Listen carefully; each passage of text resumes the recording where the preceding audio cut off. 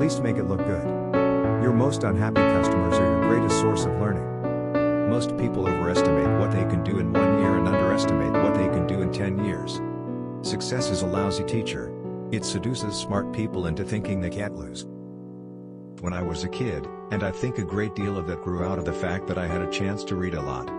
If you give people tools, and they use their natural abilities and their curiosity, they will develop things in ways that will surprise you very much beyond what you might have expected. Richard Dawkins that mankind felt the need for creation myths. Before we really began to understand disease and the weather and things like that, we sought false explanations for them.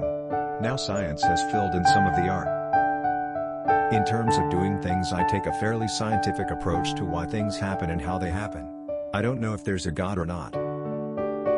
As we look ahead into the next century, leaders will be those who empower others. DNA is like a computer program, but far, far more advanced than any software ever created. Measuring programming progress by lines of code is like measuring aircraft building progress by weight.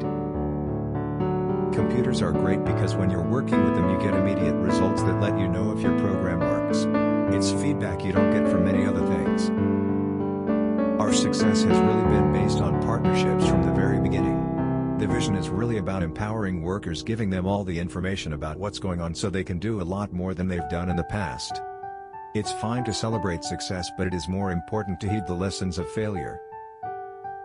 Power comes not from knowledge kept but from knowledge shared. Well, Steve Jobs, I think it's more like we both had this rich neighbor named Xerox and I broke into his house to steal the TV set and found out that you had already stolen it.